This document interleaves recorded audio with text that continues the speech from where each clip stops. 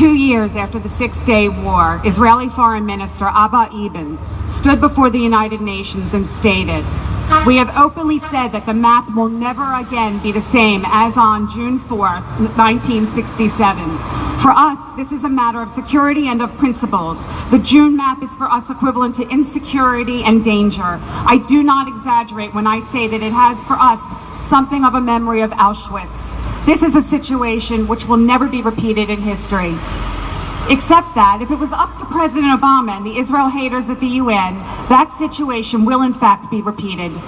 4 weeks before his departure from the White House, Obama has intentionally and maliciously chosen to ignore the ever-present, always imminent, and daily dangers facing Israelis by imposing a new threat to Israel. What part of From the River to the Sea, Free, Free Palestine, Long Live the Intifada, and Go Back to the Ovens do Obama, Power and Kerry, let alone Hollande, May, and Merkel not understand? What kind of individuals watch decades of war, terrorism, intifadas, and the targeting of innocent civilians by fanatical and brainwashed terrorists, and then attempt to place the perpetrators of this violence on equal moral footing with their victims? How is it possible, unless one is ideologically filled with hate and anti-Semitism, to view the Palestinians as a partner for peace?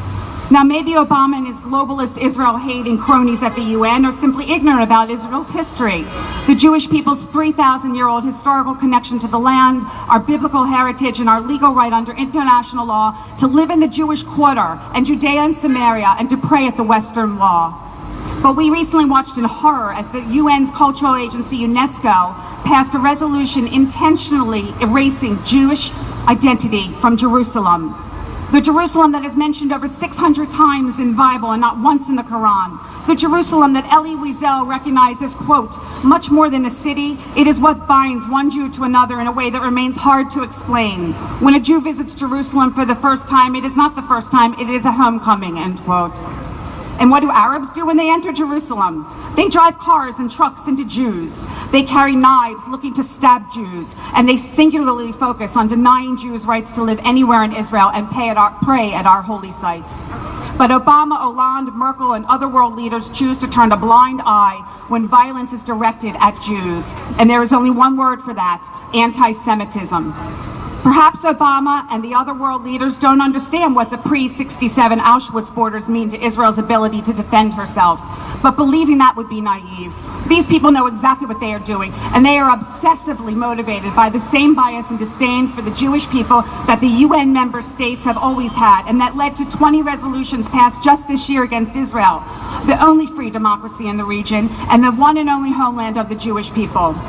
In an impassioned speech on the House floor in 2010, Mike Pence asked President Obama whose side he is on, Israel's or the terrorists. And Pence stated, "The truth is, Mr. President, your policy in Israel is unsustainable. The American people are on the side of Israel and Israel's right to defend herself. How much do we love our new vice president?" But the Trump administration will be facing a difficult situation that Obama intentionally imposed on it in the hopes of tying its hands and forcing Israel back to the Auschwitz borders. Thanks to the obsessive Israel hatred at the UN and a president with a level of animosity towards Israel never seen before by a sitting president, the doors to legalizing the boycott, divestment, and sanctions movement, a movement that so many of us have been successfully fighting for years, have now been opened. Thankfully, future Secretary of State Rex Tillerson testified yesterday that he will make it a priority to fight BDS, and that countries who single out Israel will pay a price.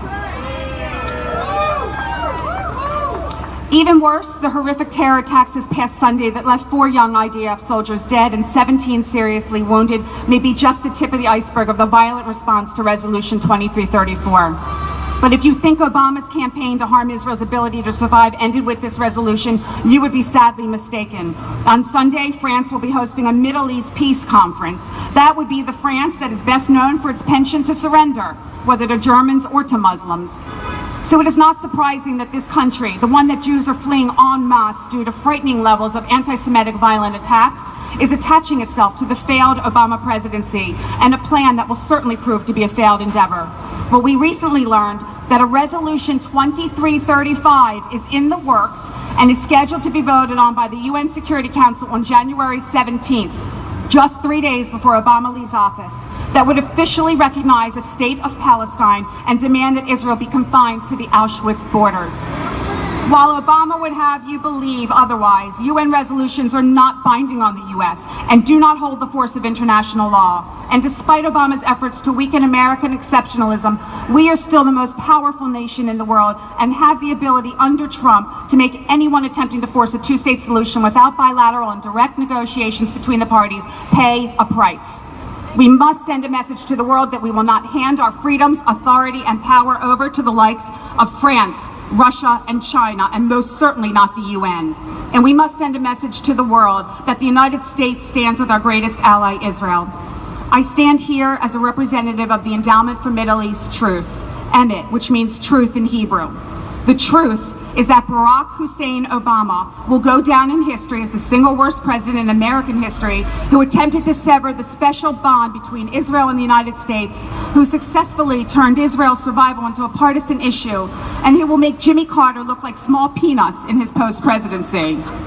The truth is that the UN has always been and always will be an anti-Semitic institution that the U.S. should defund and from which the U.S. should disassociate. The truth is that the Palestinian people have absolutely no interest in a peaceful solution to the conflict leading to a two-state solution. Golda Meir spoke the truth when she stated, peace will come when the Arabs will love their children more than they hate us.